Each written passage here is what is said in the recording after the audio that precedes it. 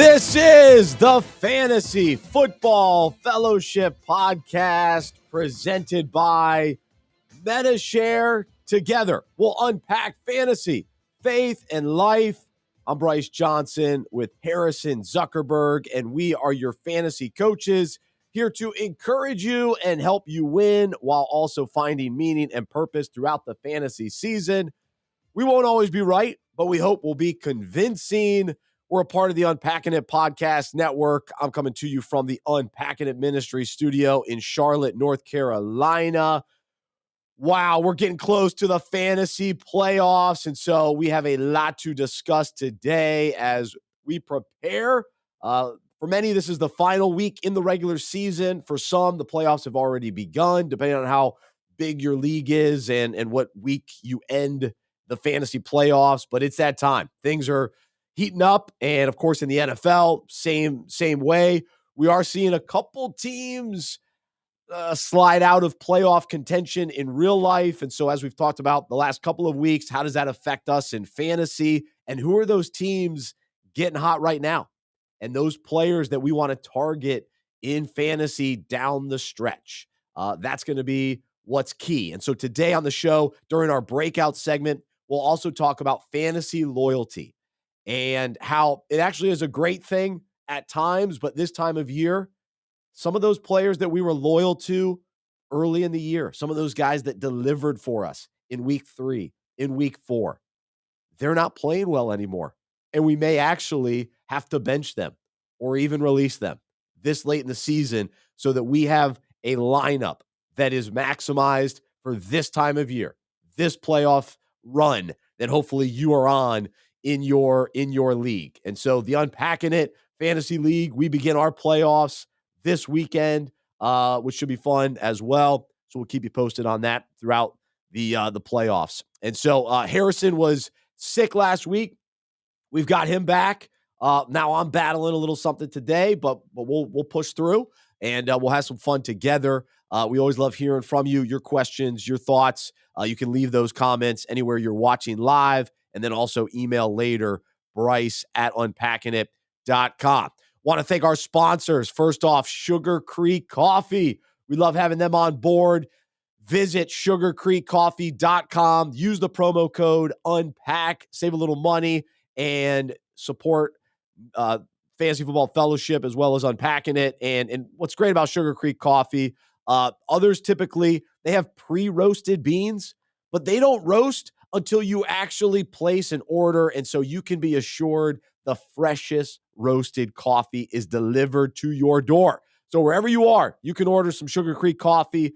It's handcrafted, small batch, artisan roasted here locally in the Charlotte area, but they'll send it to you. So sugarcreekcoffee.com. Use the promo code UNPACK. We're also brought to you by Medi-Share. And if you're looking for an affordable, reliable healthcare option you can trust, check out Medi-Share today. Medishare.com/unpackingit. All right. Let's welcome Harrison back to the show, and we want to hear from you as well. What were your fantasy shenanigans that took place this past weekend and last night? I know last night's game was sort of a weird one.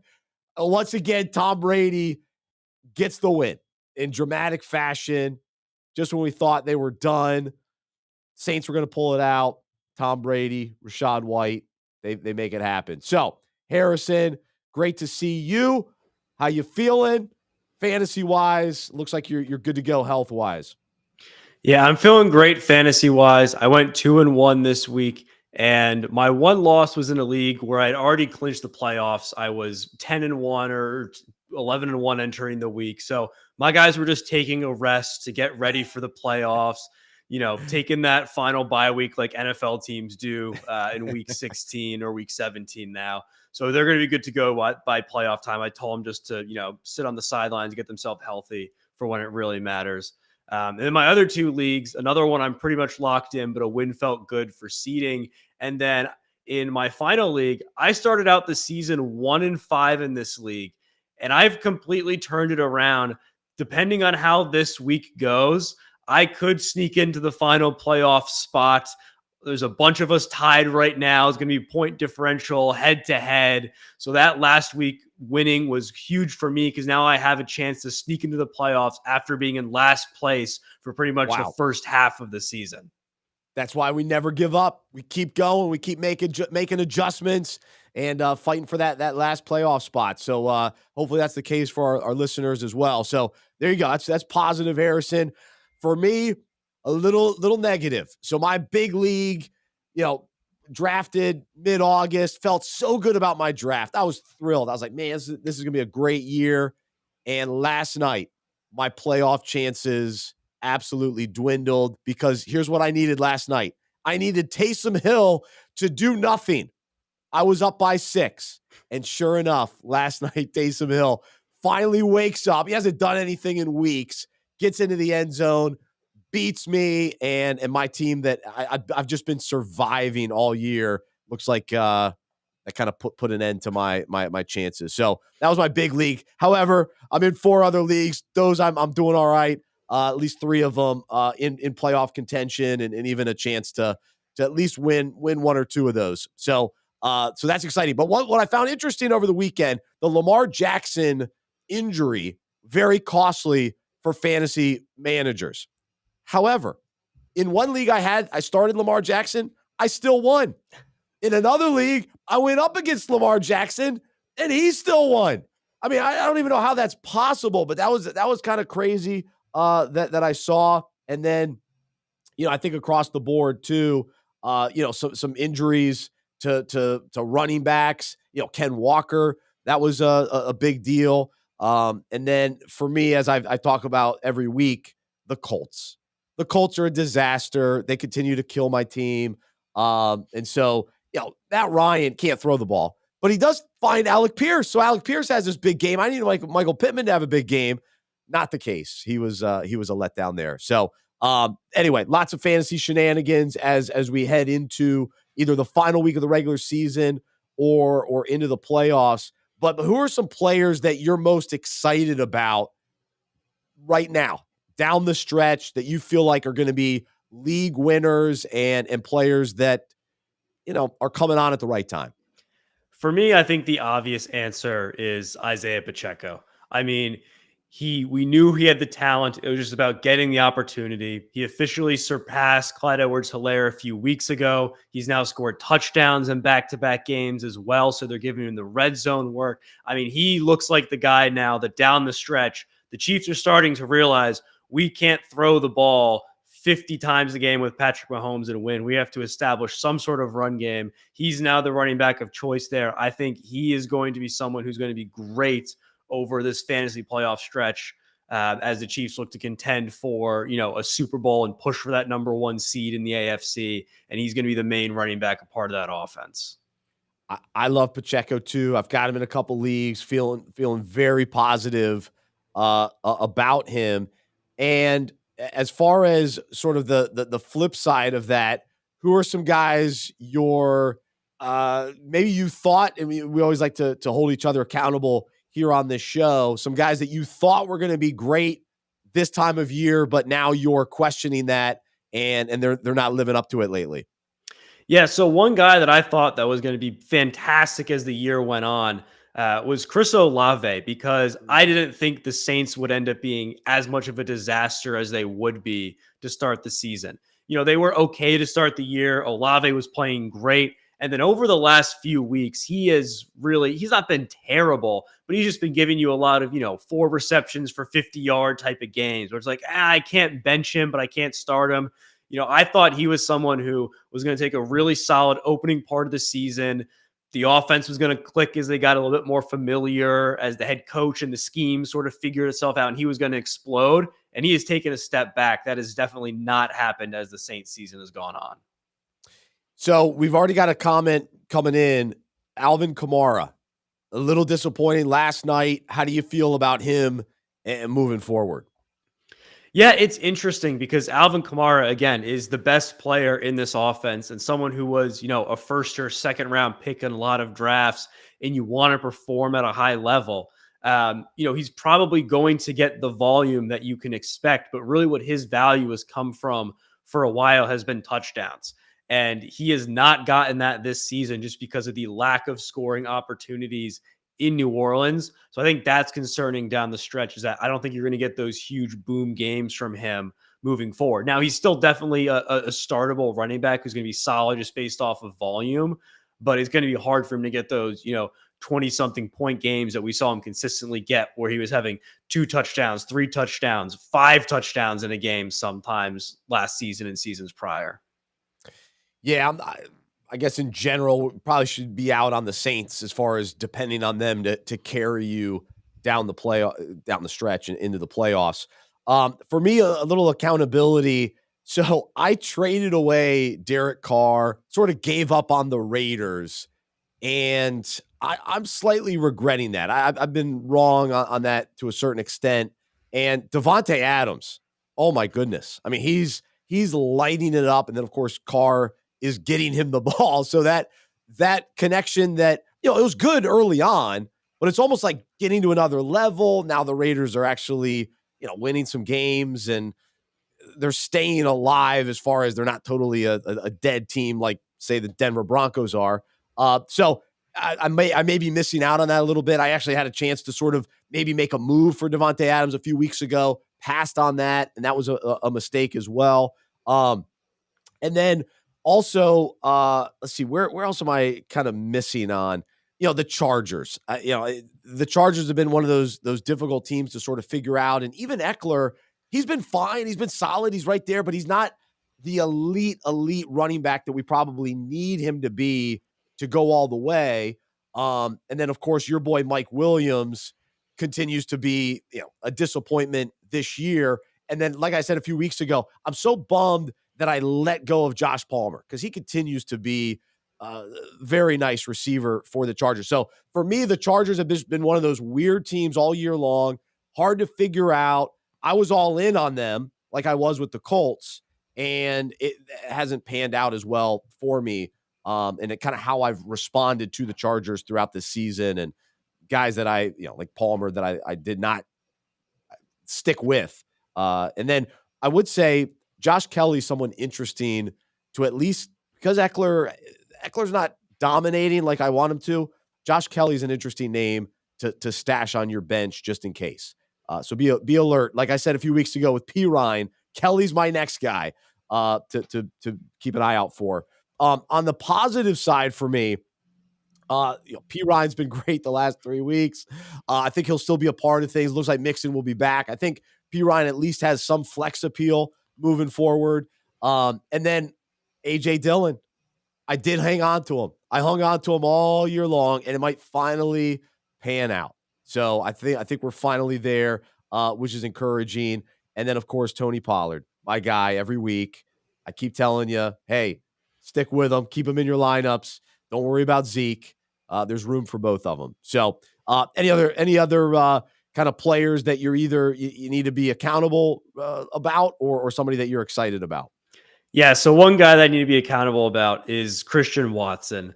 3 weeks ago, when he had his huge 30-point, 3-touchdown game, I was a little, wary of, I don't think this is going to continue. He's not a huge part of the offense. He doesn't get that many touches, which has been true for the last couple of weeks. He's only had 12 touches the last 3 weeks, but he has scored 20 points every single week off those touches, because he has scored a touchdown for every 2 touches he's gotten. He scored 5 touchdowns, which is just insane. I can't remember a guy who's been this efficient scoring touchdowns. Every other time he's touching the ball, it's for a touchdown. The only guys I could think of were like Julius Thomas on the Denver Broncos when Peyton Manning was there, or I believe Cordero Patterson's rookie season. He scored like 9 touchdowns. That was off of like rushing attempts and returns too.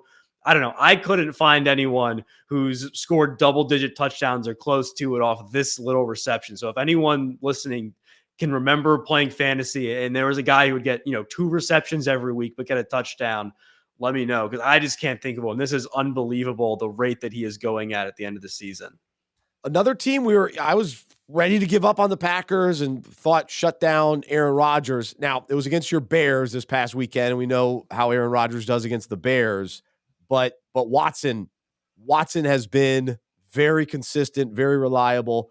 Once he got over the injuries and that initial drop remember his first pass was like a drop, and we all gave, he stinks. Forget about Christian Watson.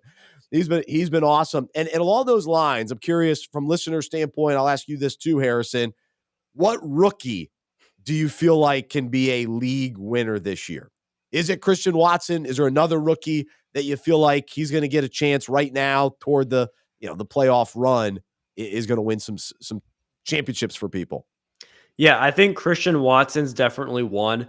I think the one that people in the beginning of the year were super excited for, then forgot about and probably dropped due to injury is Jahan Dotson on Washington. I mean, the Washington offense has looked great with Taylor Heineke. Dotson came back this week, fully healthy now, had 9 targets, had a great touchdown at the end of the game. Again, cemented himself as the number 2 there behind Terry McLaurin. I think he's someone who's going to be super involved, as Barry forgot about, and is back on waivers because he was injured during the mid part of the season. And people forget that during those early weeks, he was a touchdown machine like Christian Watson. He was scoring a touchdown or two pretty much every single week. Commanders are going to be making a playoff push. They're a competitive team. I think he's someone who definitely needs to be on rosters and probably even started in your flex as an option there. I think he could really explode. And then just another long shot one where we haven't seen him on the field yet, but Jameson Williams. If Jameson Williams comes back and is healthy for the Detroit Lions, they've shown the ability to compete and win games and throw the ball over the place. Super explosive player. If he gets a shot, he could definitely have some monster games in the playoffs. The one name for me that I am relying on coming off an off game for sure is George Pickens.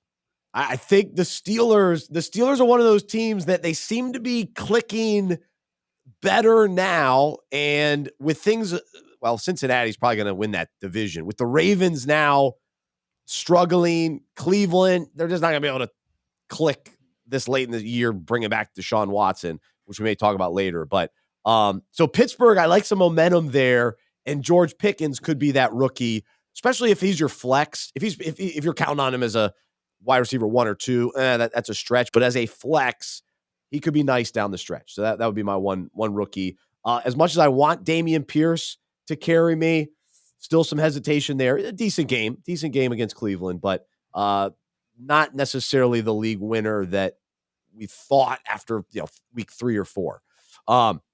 So that actually leads us into this week's breakout. So we'll talk to Harrison in just a minute, and we'll get some more waiver wire discussion with him and some other preparation for the playoffs. But this week's breakout is all about fantasy loyalty, and as we head into final week playoffs, we're trying to hone in on who are the guys that are going to carry us, who's going to play well this time of year.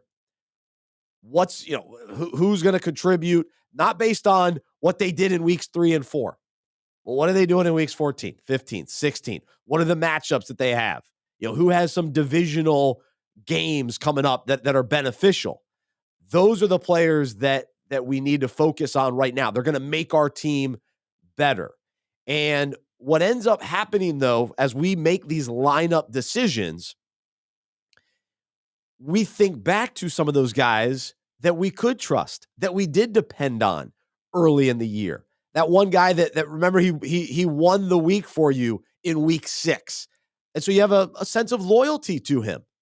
But the reality is, since week 6, he hasn't done much for you. But you keep putting him in your lineup because you have those good, those memories of week 6 or 7.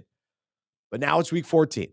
And who is going to be the contributor? And so, one of the keys to being a successful fantasy manager is knowing, when to be patient with a struggling player and to continue to put him in your lineup. You're like, it's a couple off games. That's okay. He'll be fine.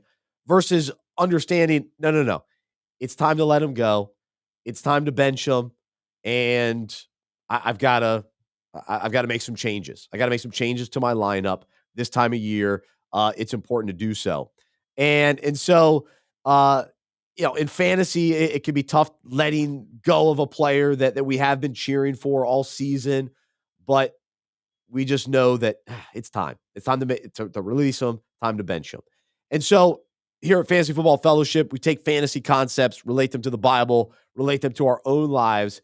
And so in life, there are people that we surround ourselves with and friends that we've known for a long time that sometimes those relationships can go in the wrong direction. And we have to question our loyalty.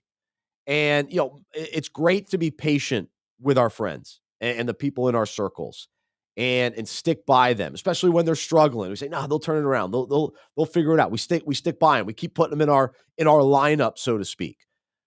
But oftentimes there comes a point where we have to realize that they're actually bringing us down. They're forcing us to go the wrong direction. Their behavior is having a negative effect on us. And of course, we keep praying for them and we let them know that we still care, but we can't necessarily continue to have the same relationship that we once had. We have those memories from week 6, so to speak. And man, oh, great high school, college friend, or former coworker, and they were great maybe for a season, but then maybe they've made choices, they've brought some negativity to our lives, and we can't have that same relationship. We can't be around them as often as we used to be. And so this is a key decision that we have to make in our lives, but it requires a lot of discernment and prayer, not where we burn bridges, not where we just, kick people out of our lives. We do it with grace and love and compassion, but we just sort of pull back. And so we have to recognize that when we're around them, they tempt us to act a certain way, that we've left that life behind, that we've turned. We're our eyes are fixed on Jesus and living the life that he's calling us to live. Now, hopefully we've got people in our lives that we're saying, hey, come along with me. Come live this life with Jesus with me. But there are some people that say, no, I don't want that. And they're trying to bring us down with them. And so those are the situations where we have to evaluate our relationships and figure out, wait a second, I can't keep them in the circle the same way that I used to. Not in the lineup, so to speak. I got to bench that relationship. And it sounds harsh, but we have to be obedient to where we're at in following Jesus. And again, we want to bring them up with us, but sometimes they're trying to bring us down and we've got to go a different direction. And so the Bible warns us in Proverbs 13:20, whoever walks with the wise becomes wise, but the companion of fools will suffer harm. 1 Corinthians 15:33 reiterates, do not be deceived. Bad company ruins good morals. And so loyalty is a valuable characteristic to live by. Absolutely. But when it causes us to keep people around who draw us away from God, invite us down the wrong path, then we have to make the tough decision to go in a different direction. And just like in fantasy, yes, there's something cool about fantasy loyalty. Guys that helped us win early in the year, we stick with them. But then there comes a point, I can't continue. I can't continue to put them in my lineup. And so hopefully in life, this is only for a short season. That relationship can be restored when they're open to us lifting them up instead of them bringing us down.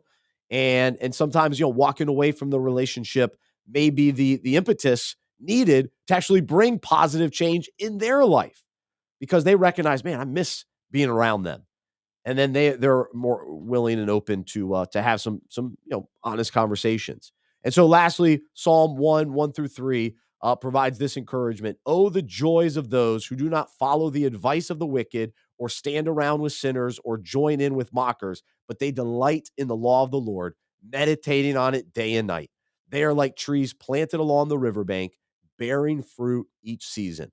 Their leaves never wither, and they prosper in all they do. And so this week, let's evaluate our loyalty and make sure that it's leading to victory in fantasy and in life. And let's continue to be a great friend. But sometimes being a great friend means putting some relationships, changing the dynamics a little bit.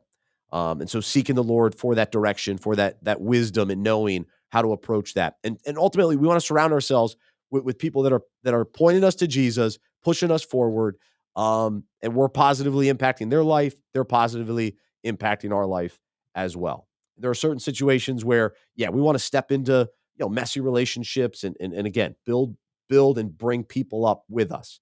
And hey, come along this journey with Jesus with me. So we do want that. But sometimes we got to have the tough conversations. That's for sure. All right. So that's this week's breakout. I hope that's encouraging, thought provoking for you. You can read more about that on fantasyfootballfellowship.com. All right. We've only got a couple minutes left here today on the show. But let's bring back Harrison and talk a little waiver wire as we, every decision right now, it's crucial. It's key. So who are you targeting this week when you jump on the waiver wire? So I think the first one this week has to be one of the Seattle running backs. Every single one there is banged up with Ken Walker going down. Even though he's been like electric this season, I could see them taking it slow with him. He's a rookie. You don't want to push him back on the field and have a more devastating injury, especially with them making a playoff push. Probably want to sit him out for a week to make sure he's good to go. Travis Homer's also injured there. DJ Dallas is also injured there. So the one guy that I'm looking at from Seattle is your guy from last year, Tony Jones. If you remember him from the New Orleans Saints, he had one big week one that did nothing the rest of the season, but he is there in Seattle. I think he could be the guy that this next week, we know Seattle likes to run the ball. Whoever their running back is, they're always productive. I think he could have a really solid week this week as a flex player if Kenneth Walker does end up sitting out for this week. The one guy I'm intrigued by, Zamir White, with Josh Jacobs banged up in Las Vegas. Like I said earlier, that Vegas offense is looking a little better. So Zamir White kind of has that potential if Jacobs did miss some time. Now, Jacobs has carried a big load this year, almost surprisingly so, just with Josh McDaniels taking over. So he may be, he wearing down toward the end of the year. Zamir White, a rookie, could have some potential there. The one player, though, I'm curious your thoughts on this, in Buffalo. So of course, Buffalo offense, it's awesome. It's one of the best offenses. You want pieces of this offense. But the running back committee there is intriguing. On one thought, they trade for Nyheim Hines. They don't use him much. Are they saving him for a playoff run? James Cook, they draft him. Impressive player out of Georgia. Haven't used him a ton, but they're starting to use him more, coming off a really nice week this past week. But Singletary has been sort of steady, not great, but steadily good. So you got these three guys. Do you want, Hines and Cook probably are still on the waiver wire in many leagues. Are you in on one or the other, or sort of take a little bit of the committee and don't expect much? Where do you come out on that? So I'm completely out on Hines because Hines has gotten there and we expect him to take over Cook's role as the veteran. And he has not done that at all. He has not seen the field in pretty much any of their games. So I would not even touch Hines. I think Cook is very interesting, though, because we thought he was just, going to be the receiving back complement to Singletary. But this week, him and Singletary both played the same amount of snaps. Cook had more carries than him in those snaps. He had more targets than him in those snaps. Now, Singletary did get the touchdown, which is obviously the most valuable thing in the Buffalo offense. But I think that kind of masks in other fantasy owners' eyes who the true running back to have should be going forward. I think Cook's going to be the guy who starts to get the volume down the stretch. I think Singletary will definitely still be the red zone guy, as he has for the entire season.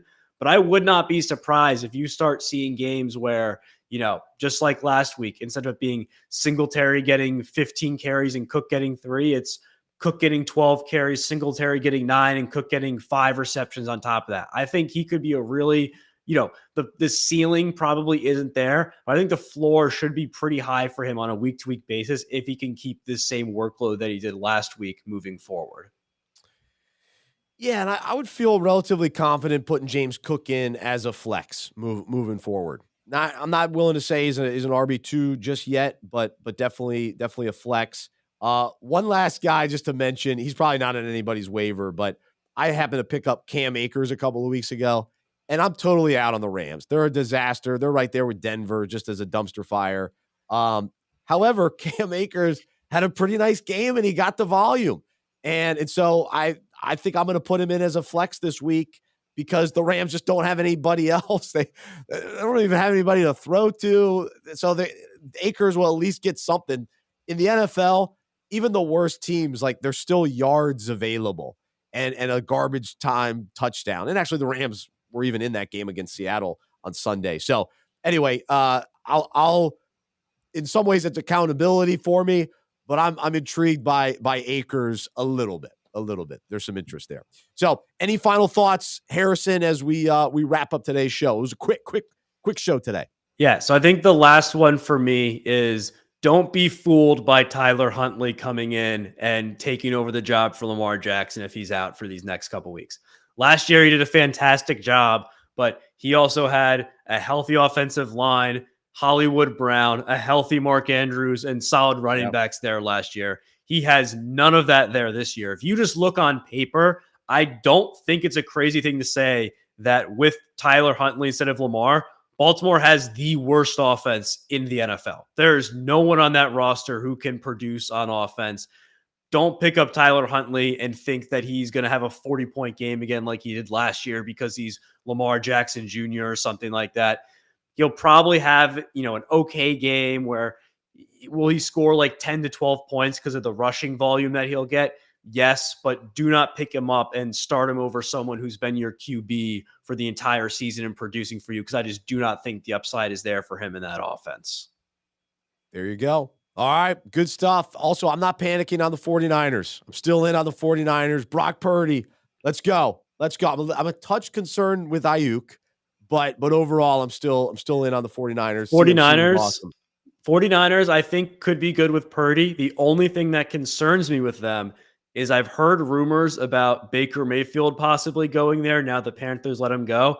If Baker Mayfield's the starting quarterback for the 49ers, trade everyone you have on the 49ers. Don't start them. It's going to be awful. But if Brock Purdy's there, you might have a chance to salvage the fantasy season.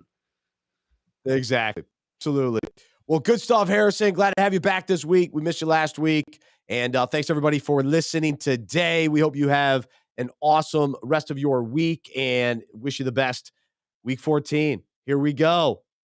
End of the regular season, playoff time. It's a fun time of year. Soak it in, enjoy it, and we'll be with you for the next couple of weeks, walking you through it. So I hope today was encouraging to you. Thanks so much for listening. I'm Bryce. I'm a fantasy manager who follows Jesus. I believe in the good news that he died on the cross for my sin. He was resurrected, and through faith, I've been saved by his grace. I hope that is true for you as well, and I hope you'll join me as we live life as fantasy managers who follow Jesus together.